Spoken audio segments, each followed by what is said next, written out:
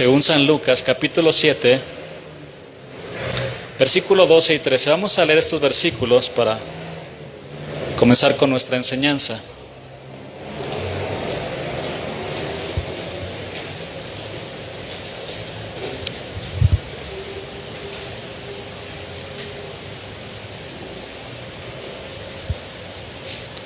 Lucas 7:12 dice: cuando llegó cerca de la puerta de la ciudad, he aquí que se llevaban a enterrar un difunto, hijo único de su madre, la cual era viuda, y había con ella mucha gente de la ciudad. Versículo 13. Y cuando el Señor la vio, se compadeció de ella y le dijo: no llores. Este ya es nuestro tema 7.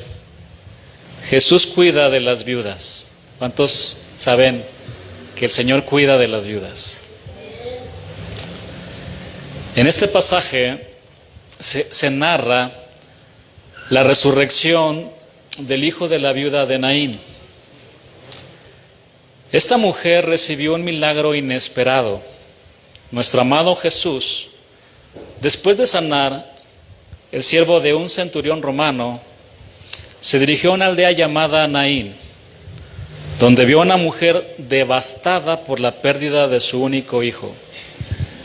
La Escritura dice que al verla, su corazón rebosó de compasión y le dio unas palabras de consuelo que en ese momento fueron como un bálsamo para aliviar su alma.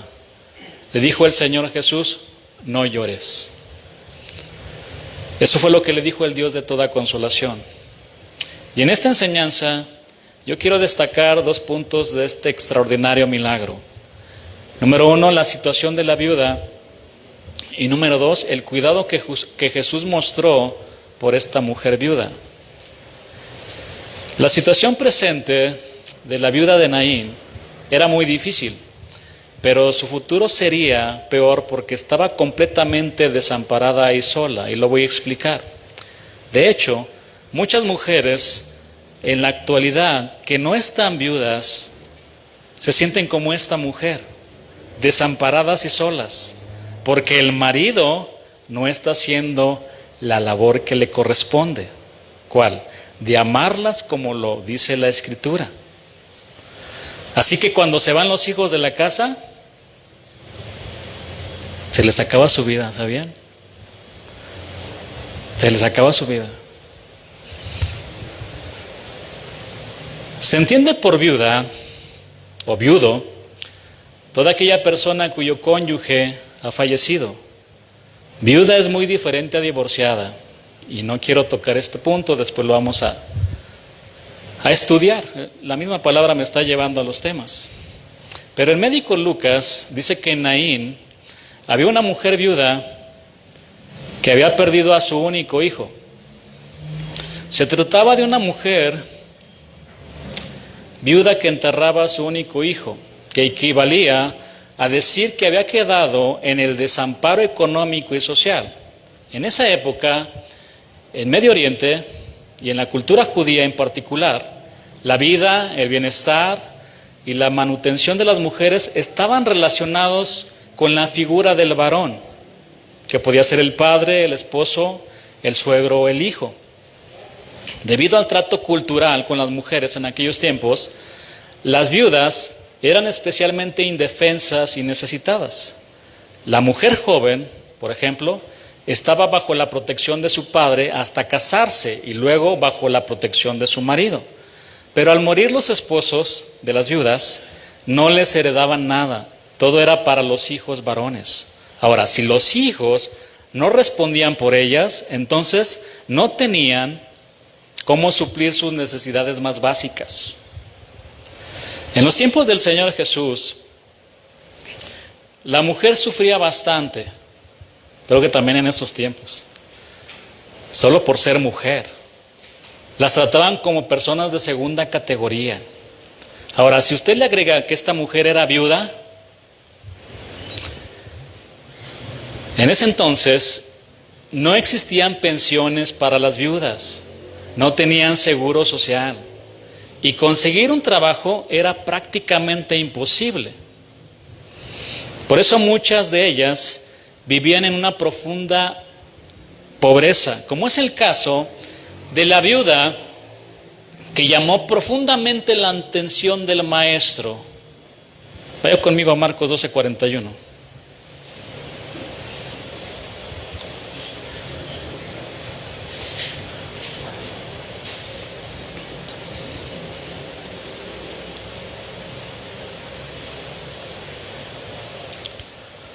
Marcos 12:41 dice la palabra: estando Jesús sentado delante del arca de la ofrenda, miraba cómo el pueblo echaba dinero en el arca, y muchos ricos echaban mucho. Y vino una viuda pobre y echó 2 blancas, o sea, un cuadrante. Esta viuda echó 2 moneditas, insignificantes ante los ojos de los hombres, pero llamó mucho la atención de Jesús, porque Dios ve el corazón.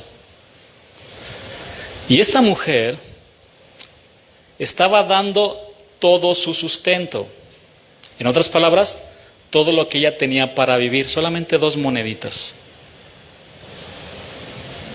Esto demuestra que de ahora en adelante esta mujer viviría por fe, confiando en que el Señor le iba a dar lo que necesitaba.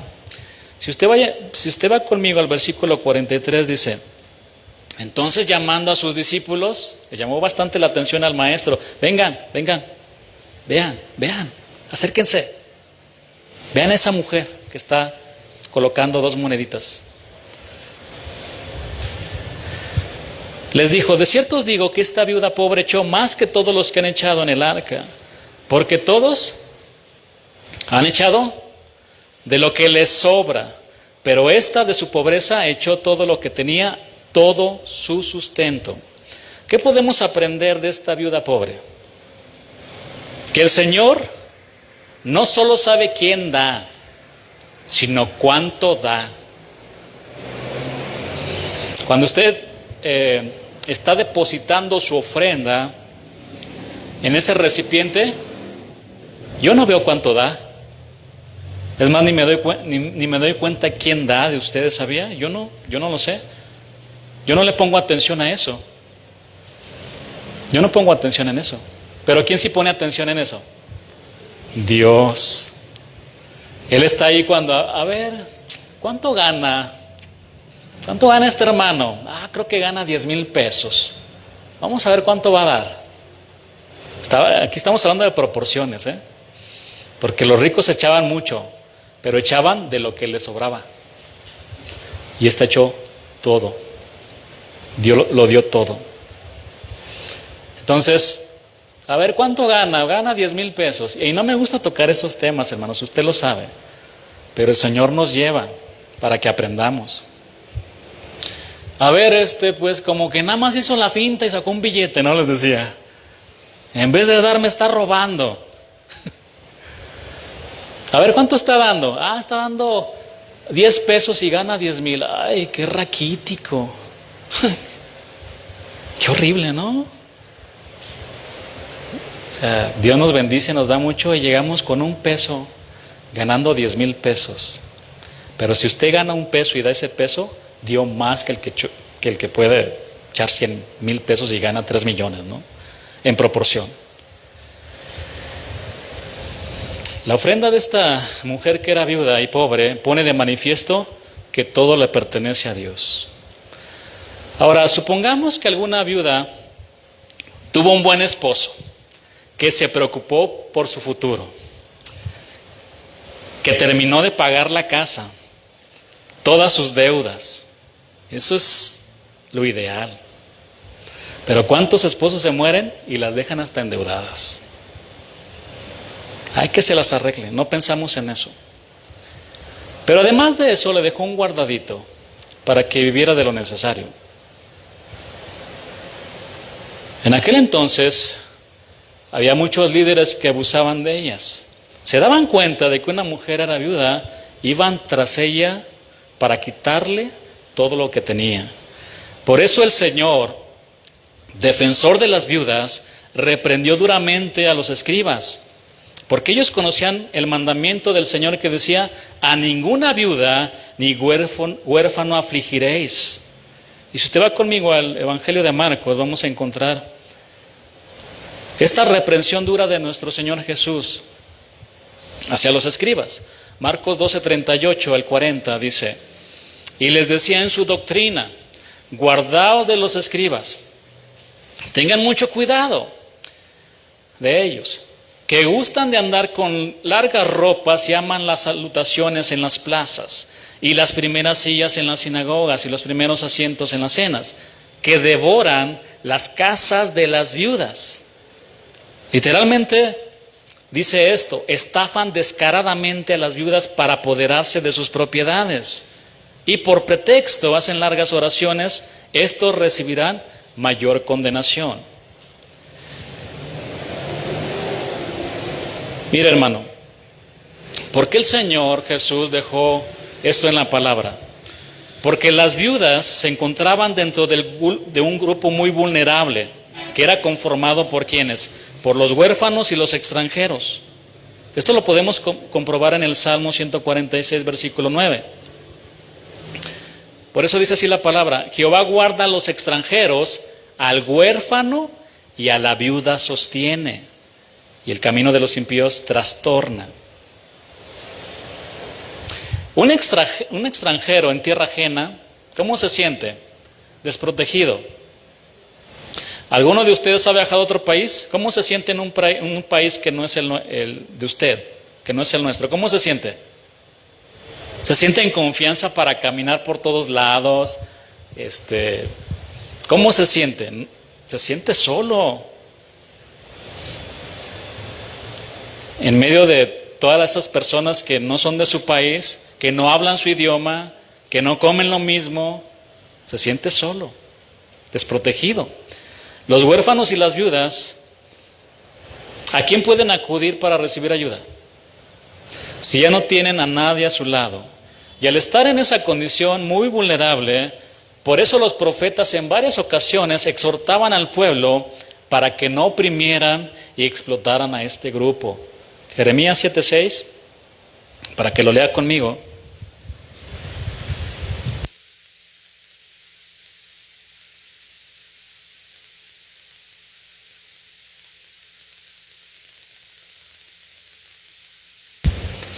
Y no oprimiréis al extranjero, al huérfano y a la viuda.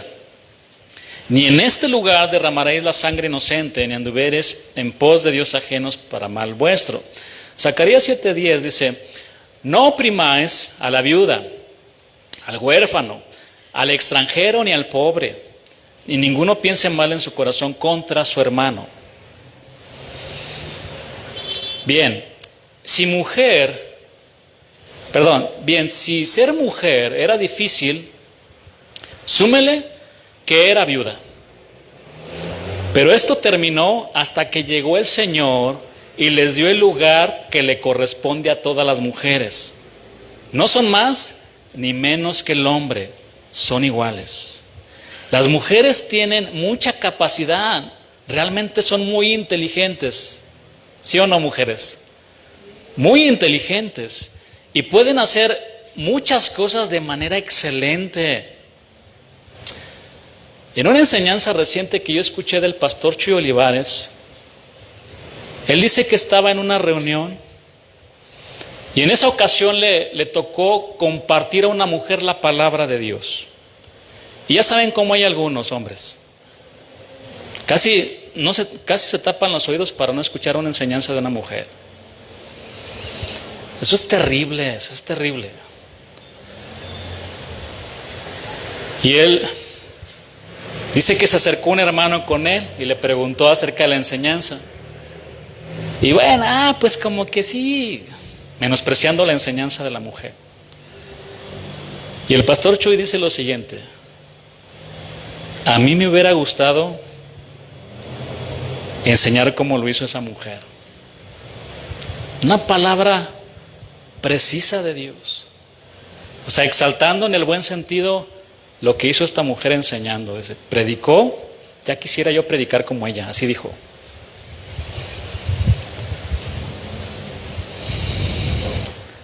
Precisamente ayer yo tuve un ejemplo de cómo las mujeres son muy capaces para hacer muchas cosas.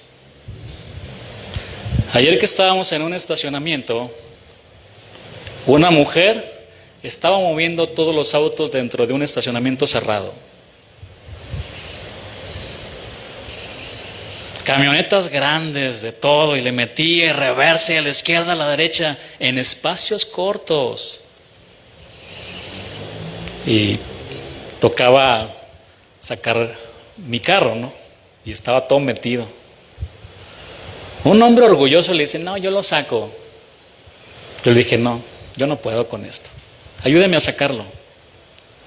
Porque yo sé que usted sabe mucho, ¿verdad? No, de volada se dio la vuelta. Más. Dije, yo le voy a pegar a un carro que está cerca de ahí. Pero a veces el orgullo que nos cargamos. Hay mujeres realmente extraordinarias, ¿no? En lo que hacen. Tienen mucha capacidad. Y mis hermanos, debemos reconocer que las mujeres pueden hacer muchas cosas mejor que los hombres. A ver quién dice amén, varón. Amén, amén, sí. No, es que traigo aquí el... Pueden hacer muchas cosas mejores que nosotros. Nuestro Señor les regresó la dignidad a las mujeres. Las apreciaba tanto que permitió que lo siguieran y lo sirvieran. La Biblia muestra varios ejemplos de cómo el Señor tiene cuidado de las viudas. En el Antiguo Testamento vemos el cuidado del Señor con la viuda de Sarepta, quien recibió 2 milagros. 2 milagros recibió esa mujer. El Señor multiplicó el alimento, la sostuvo por 3 años y 6 meses durante una gran hambre y recibió un milagro de resurrecciones. El Señor resucitó a su Hijo.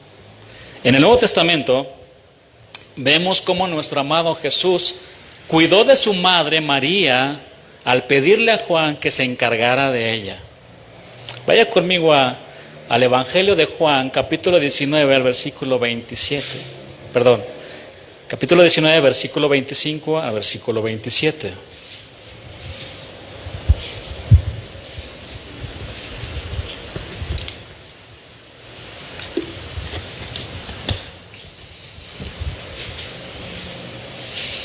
¿Ya tiene estos versículos? Estaban junto a la cruz de Jesús, su madre y la hermana de su madre, María mujer de Cleofas y María Magdalena. Estaban estas 3 mujeres al pie de la cruz. ¿Dónde estaban los otros 10 discípulos? ¿11? Yo doy mi vida por ti. ¿Dónde estaba Pedro? Las mujeres eran fieles al Señor, no se apartaban de Él. Pero aquí estaba Juan. No es la regla, también hay varones que aman a Dios. Versículo 26, cuando vio Jesús a su madre y al discípulo a quien él amaba, que estaba presente, dijo a su madre, mujer. No es una falta de respeto, todo lo contrario, era una manera de respetar mucho. En aquel entonces era como decir señora. Mujer, he ahí tu hijo. Después dijo al discípulo, he ahí tu madre. Y desde aquella hora el discípulo la recibió en su casa. Para este momento no aparece José, el padre terrenal de Jesús. La última mención en la Biblia de José se encuentra en el Evangelio de Lucas, cuando Jesús tenía 12 años. Ya no aparece más. Podemos deducir que antes de que el Señor fuera crucificado, ya había fallecido José. Solo imagínense, o sea, si él hubiera estado vivo, sabiendo que había cuidado a Yeshua, créame, se hubiera metido a hacer algo por él, pero él ya había fallecido. Y Jesús, como buen judío, se hizo cargo de su madre viuda hasta el último momento de su vida. Esta lección fue tomada por los apóstoles, quien tenían la tarea de apoyar y sostener a las viudas griegas que se habían entregado al Señor y que muchas de ellas quedaban a la deriva en sus necesidades más básicas. Por eso la iglesia tenía que ayudarlas. Muchas de ellas eran rechazadas por sus propios hijos y quedaban desamparadas. Por eso, ante este problema, los apóstoles buscaron, y esta palabra que utilizó aquí el médico Lucas, buscaron, en el original significa inspeccionar profundamente. Buscar a 7 varones de buen testimonio, llenos del Espíritu Santo y de sabiduría, a quienes le encargaron esa tarea de atender a las viudas. Vemos aquí nuevamente el cuidado del Señor sobre las viudas. En ese momento había mucha necesidad, y entre esa necesidad estaban las viudas. Todas estas lecciones, mis hermanos, hicieron eco entre los seguidores del Señor. Pablo aconsejó a Timoteo sobre honrar a las viudas que en verdad lo son, que en verdad lo son. Vaya conmigo a la primera carta de Timoteo, capítulo 5, versículo 3, y nos vamos a echar un clavado bien profundo aquí en estos versículos.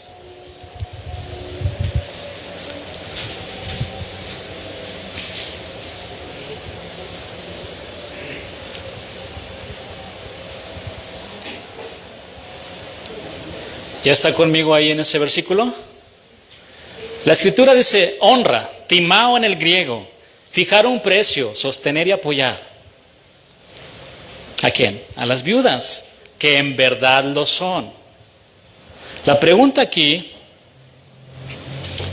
es: ¿quiénes son las viudas que en verdad lo son? Se refiere a las viudas que están solas. El siguiente versículo nos va a dar más claridad. Versículo 4.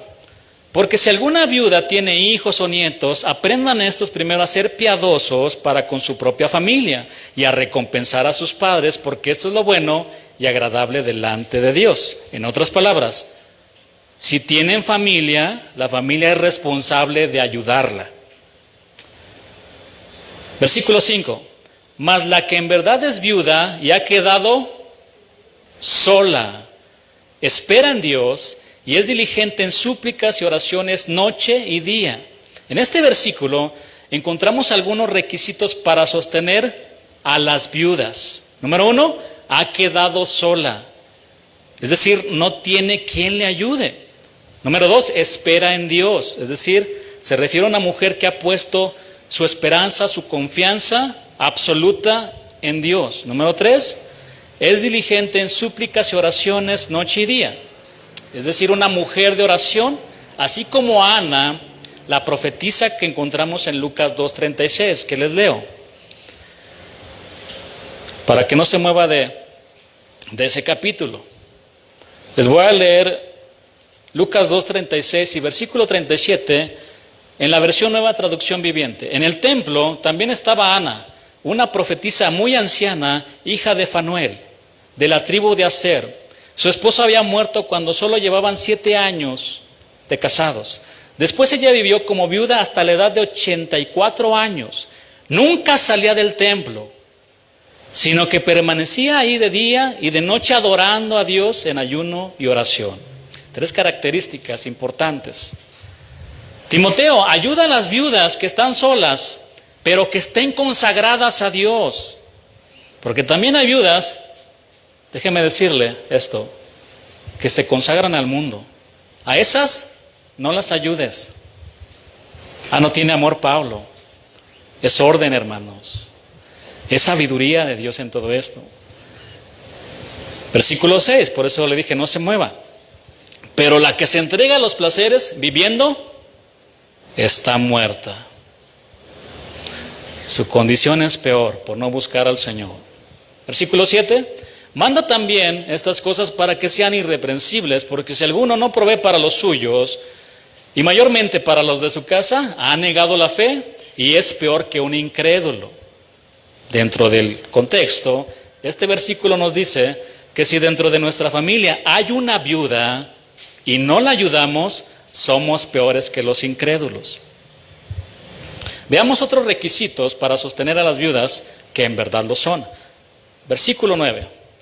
Sea puesta en la lista solo la viuda no menor de 60 años y que haya sido esposa de 10 maridos. De un solo marido. Que tenga testimonio de buenas obras. Es decir, que sea conocida por hacer el bien. Si ha criado hijos, que haya cuidado bien a sus hijos. Si ha practicado la hospitalidad, es decir, si ha sido amable cuando hospeda a alguien. Si ha lavado los pies de los santos. ¿A qué se refiere esto? Si ha servido a los hermanos. Si ha socorrido a los afligidos, es decir, si ha ayudado a los que están en dificultades. Si ha practicado toda buena obra. Si siempre está dispuesta a hacer el bien. La vara está alta, ¿verdad?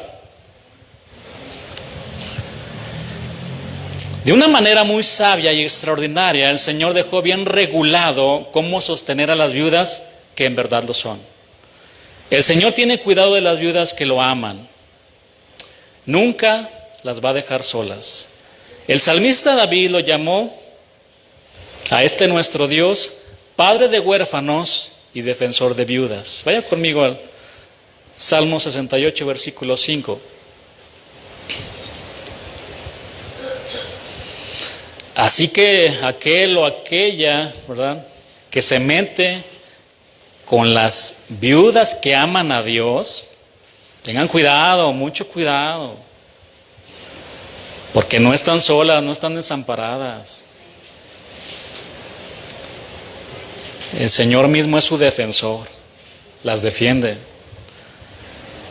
Padre de huérfanos y defensor de viudas es Dios en su santa morada. La palabra que se utilizó aquí en el hebreo para defensor es dayan, que significa juez o abogado. Es decir, el Señor es abogado de las viudas. Así que si alguna viuda sufre alguna injusticia, el Señor estará con usted. ¿Para qué? Para defenderla, siempre y cuando, escuche esto, usted camine en orden y obediencia. Versículo 11, 1 Timoteo 5:11. Pero viudas más jóvenes no admitas, es decir, no deben de estar en la lista para ser sostenidas. Porque cuando impulsadas por sus deseos se rebelan contra Cristo, quieren casarse. El texto lo que quiere decir es que están desesperadas por volver a casarse. Y así hay algunas mujeres que son como la viuda negra, ese arácnido, venenoso, letal, su veneno.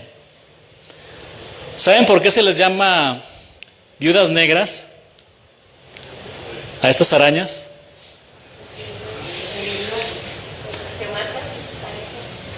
Porque mata a sus parejas, se comen al macho. Y así le siguen, otro y otro, viudas negras. En vez de ir de gloria en gloria, van de hombre en hombre. No, mujer, conságrese a Dios, dedíquese a Dios, espere en Dios.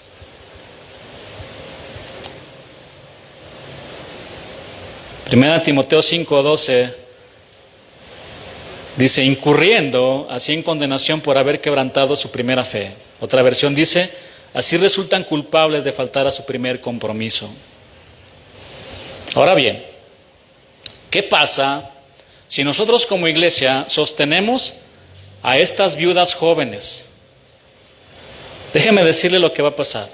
Les vamos a hacer mucho daño, porque con eso vamos a promover la ociosidad en sus vidas. Y una mujer ociosa es muy peligrosa, porque tienen mucho tiempo para meterse en las casas, como lo dice el siguiente versículo, versículo 13. Y también aprenden a ser ociosas, andando de casa en casa, y no solamente ociosas, sino también chismosas y entremetidas, hablando lo que no debieran. Timoteo, te dejo este consejo, Timoteo, ten cuidado. Cuando venga una mujer viuda, joven, no la sostengas, no la sostengas. Vas a promover que sea una mujer ociosa, que se meta en las casas a chismear, voy a utilizar ese verbo, no sé si existe, ¿no? Creo que sí. Va a andar de casa en casa hablando lo que no conviene, lo que no deben de hablar. Y es que yo me pregunto, ¿no? Cuando se acaba la conversación de la palabra y de otras cosas, ¿qué hablamos, hermanos? Dice la Escritura que de la abundancia del corazón habla la boca. Y si está lleno de otras cosas, va a empezar a ir derramar veneno como la viuda negra por todos lados.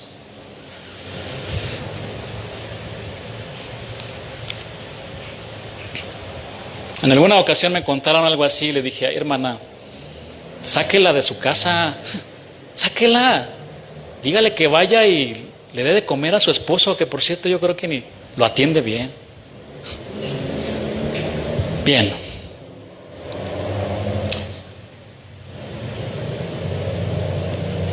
Versículo 14 dice, quiero pues que las viudas jóvenes se casen, críen hijos, gobiernen su casa, que no den al adversario ninguna ocasión de maledicencia.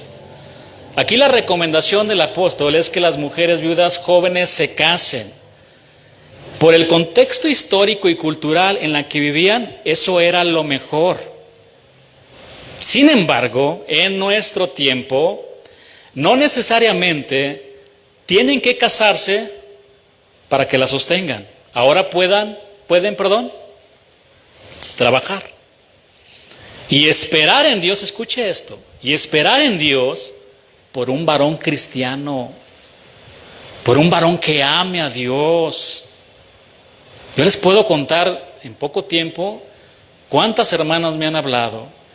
Algunas de ellas han metido a esposos no cristianos a sus casas, con sus hijas de 12 años, que no trabajan, estos, no sé ni cómo llamarles a esas personas, porque ni siquiera son dignos de que les llame hombres, es la verdad. Y la otra, pues, como tiene más amor que Dios, es más, si se encuentra al diablo le da un abrazo. No sabe que está metiendo al diablo en su casa. Hermanas, la Biblia es clara. Una mujer que está en estas condiciones, que ama a Dios, dice que no se debe de unir en yugo desigual. Entonces, ¿por qué lo hacen? Mujeres con experiencia que ya han pasado por situaciones muy difíciles, donde son tratadas muy mal por un esposo no cristiano y ahí van con otro. No, hermana, no lo haga. Perdóname porque a veces soy un poco fuerte en expresarme así, pero no lo haga. Espere en Dios. Y hay algunas mujeres pues que esperan en el Señor y no dudo que son tentadas. ¿Cuántas han sido tentadas? ¿Qué va a hacer cuando llegue delante de usted el filisteo? El filisteo. ¿Qué va a hacer? Cuando le sonría y le cierra el ojito porque sabe que está sola. ¿Qué va a hacer, hermana? Ay, es que me trata como nunca alguien me ha tratado en la vida. Me bajó la luna, las estrellas, pastor. Ni mi ex me trataba así. Me pone la alfombra para que cruce como su reina y su princesa. Y cuando esté casado con él le va a salir la cola del diablo por atrás. Pues claro, lo hace para que caiga, hermana. Espere, conságrese al Señor. Y el versículo 15, léalo usted, no lo quiero leer yo porque después dicen que yo soy el que le echo de mi cosecha. ¿Qué dice el versículo 15? En pos de Satanás. Siguen la corriente de este mundo. No, hermana. Versículo 16, si algún creyente o alguna creyente tiene viudas, que las mantenga. Vean el orden.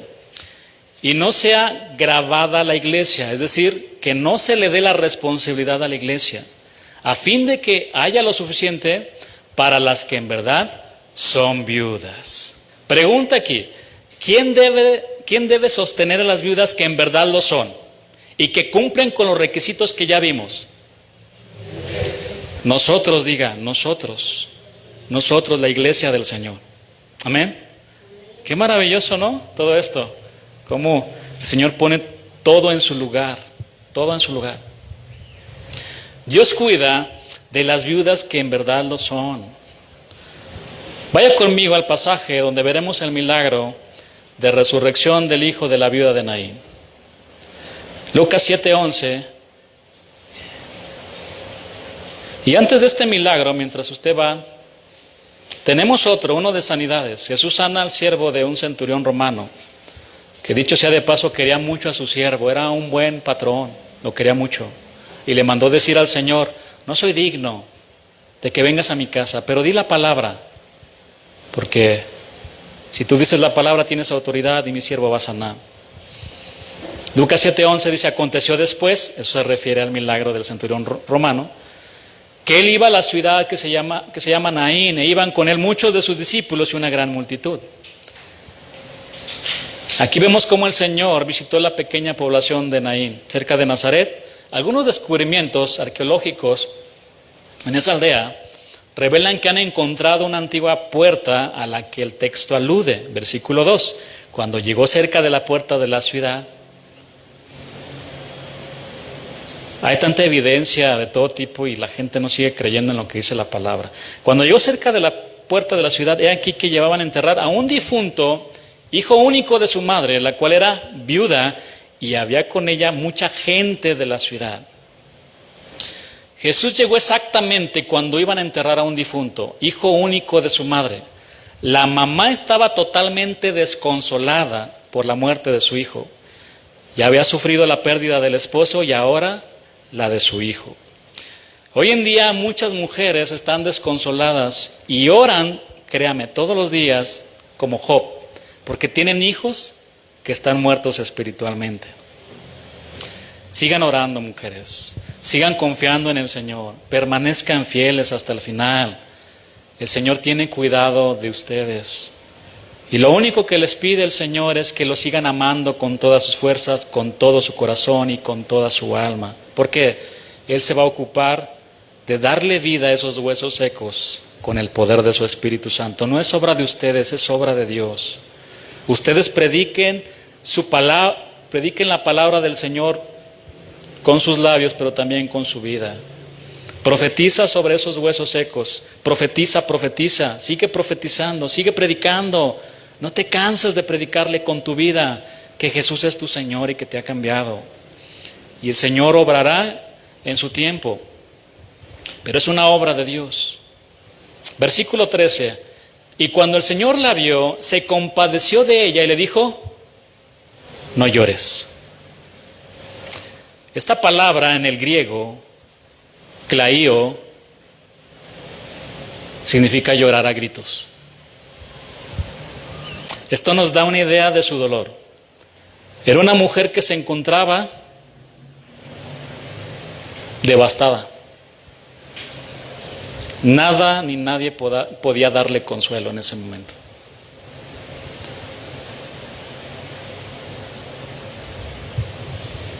Y se pueden imaginar a nuestro Señor, el cual es muy empático con nosotros, con nuestro dolor y nuestro sufrimiento.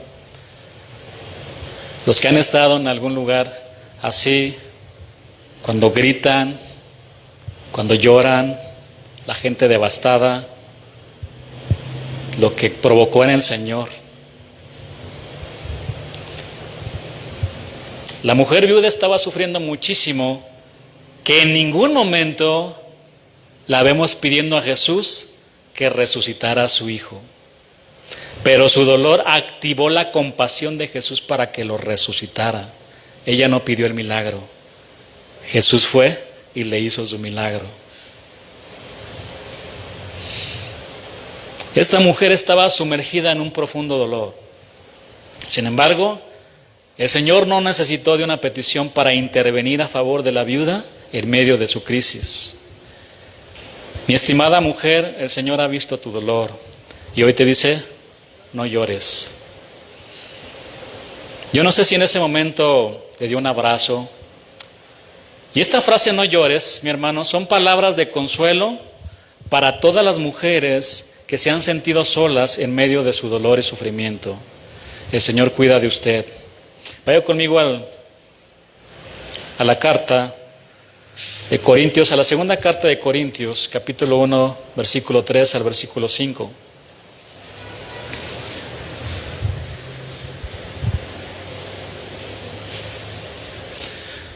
La palabra dice así: bendito sea el Dios y Padre de nuestro Señor Jesucristo, Padre de misericordias y Dios de toda consolación, el cual nos consuela en todas nuestras tribulaciones, no en una, en todas nuestras tribulaciones, para que podamos también nosotros consolar a los que están en cualquier tribulación, por medio de la consolación con que nosotros somos consolados por Dios.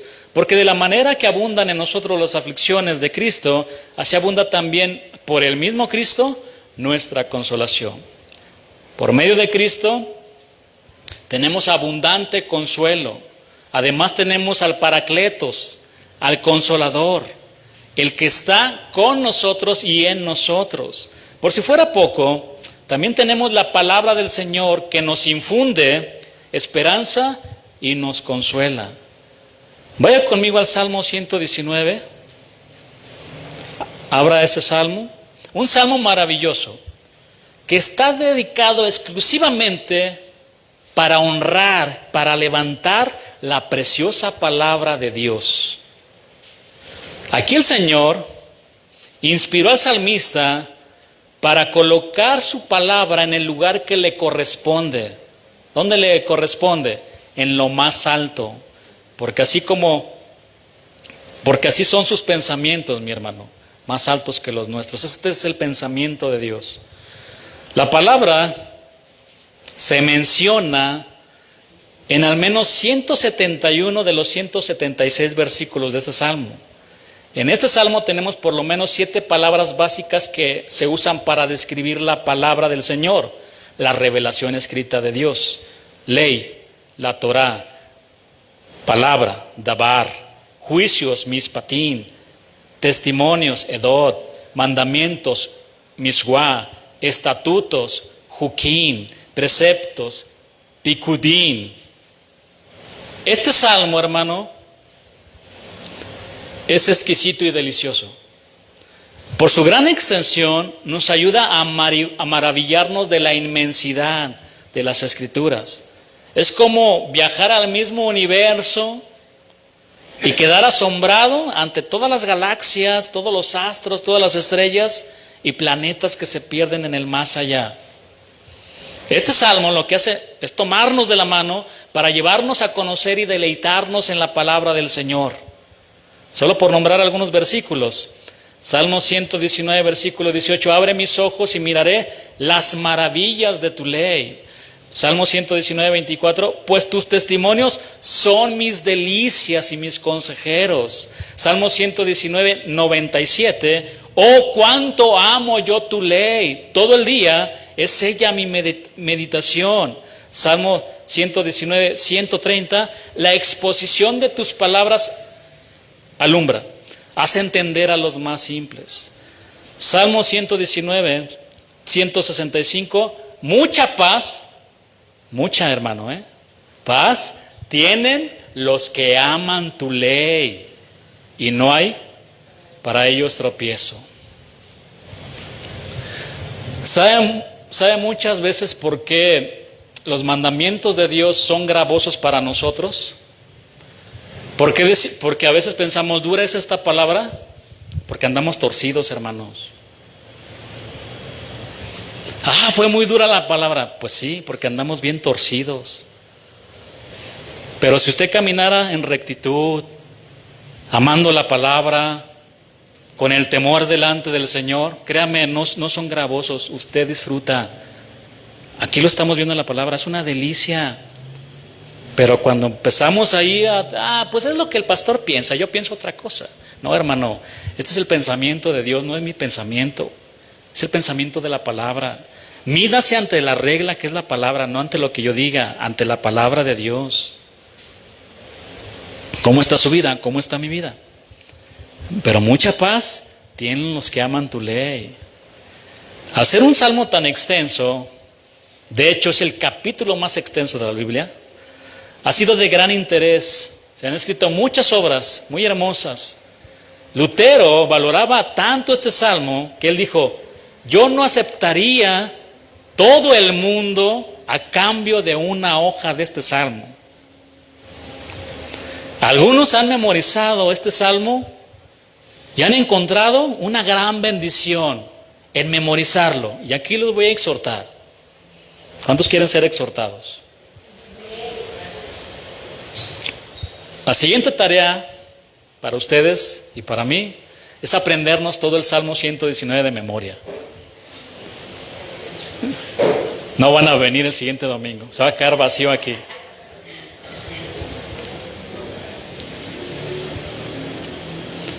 Yo sé que aquí hay gente inteligente, también preparada, quizás con profesión.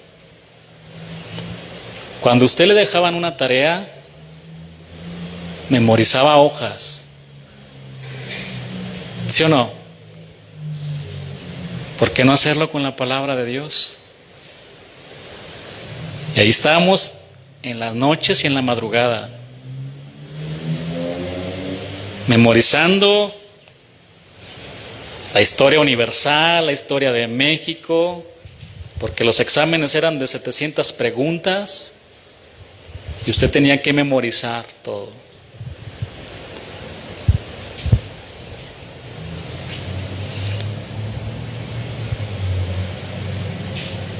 Pues bien, el salmista escribió lo siguiente dentro de este salmo, una porción maravillosa para todos aquellos que están desconsolados como esta mujer viuda. Salmo 119, 49, versículo 50. Acuérdate de la palabra que diste a este siervo tuyo. ¿Cuántos son siervos del Señor? Acuérdate, mi Señor. No te olvides de tu palabra, con la que me infundiste esperanza. Versículo 50. Este es mi consuelo en medio del dolor.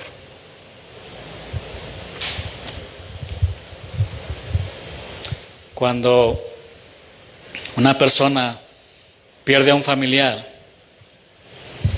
se le acerca a otra persona que no conoce de Dios, ¿qué le dice?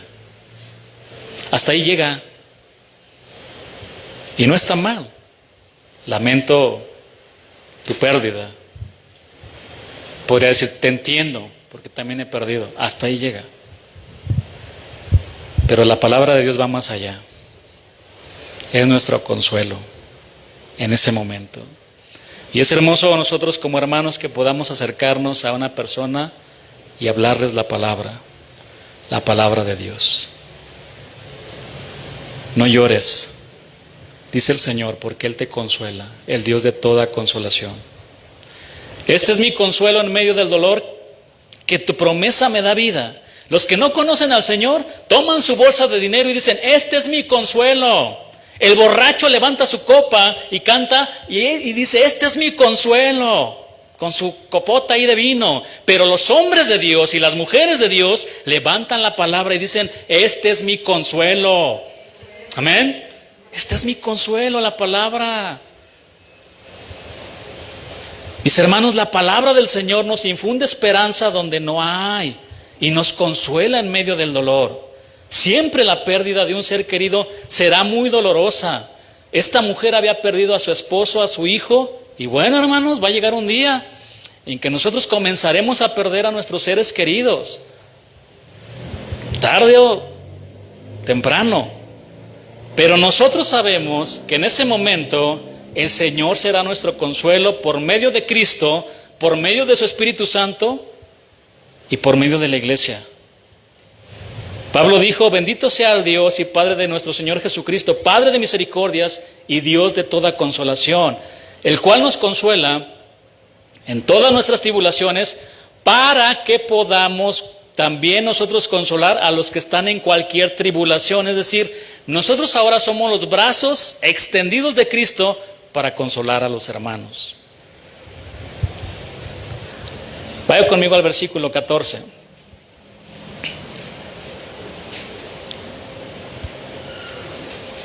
Y acercándose, tocó el féretro.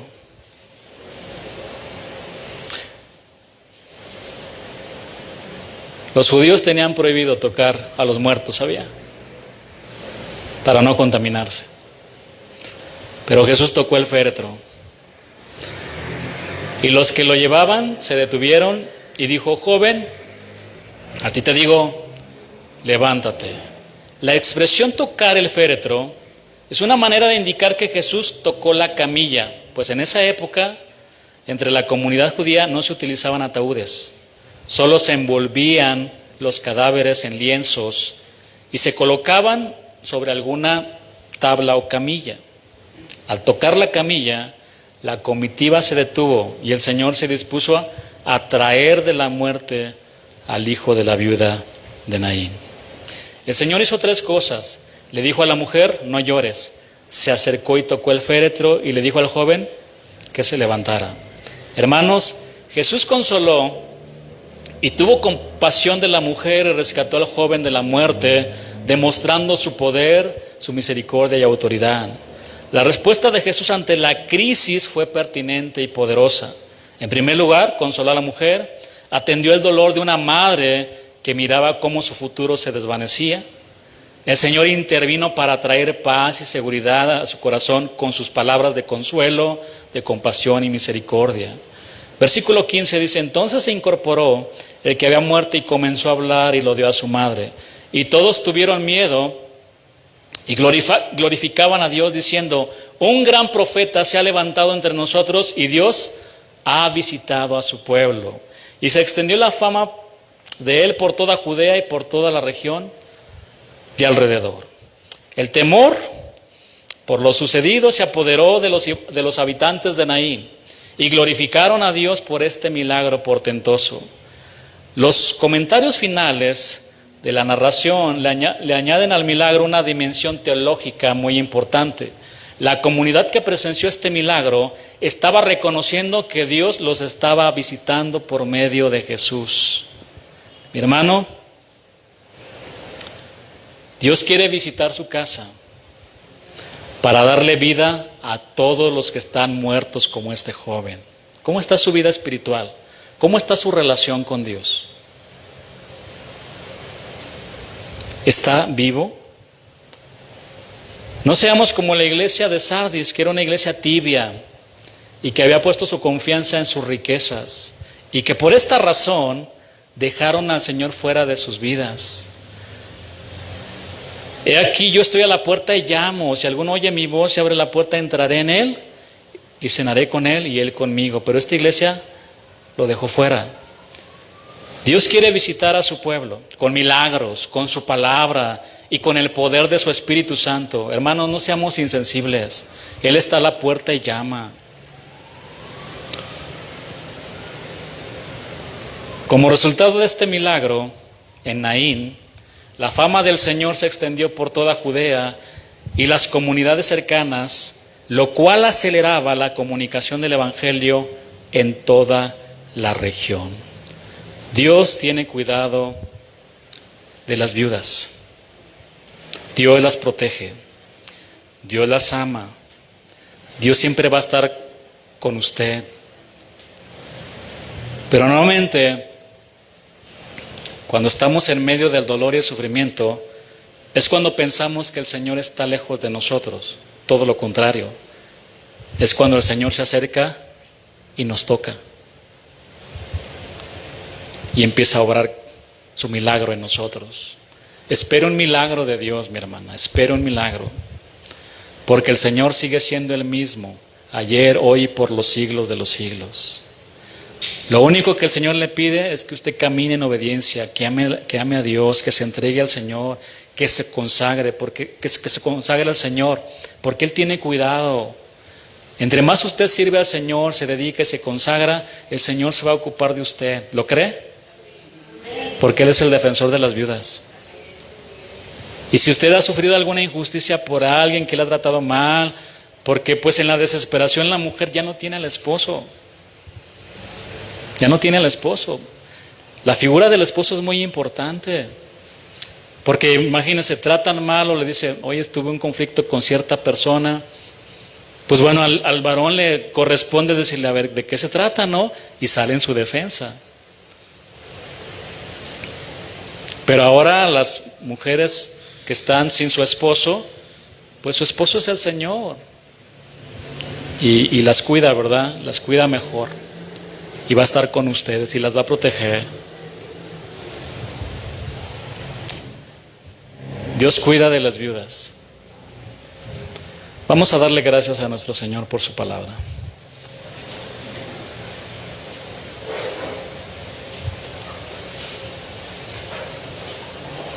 ¿Cómo se pone usted, varón, cuando se da cuenta de que están tratando mal a su esposa?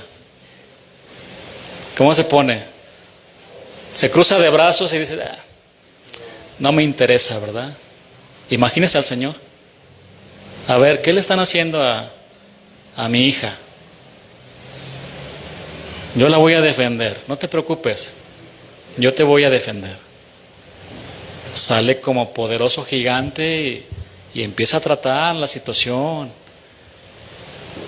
Y a los que están oprimiendo a las mujeres, dice el pastor Chuy, usa una palabra, una frase muy fuerte, los hace tragar el polvo.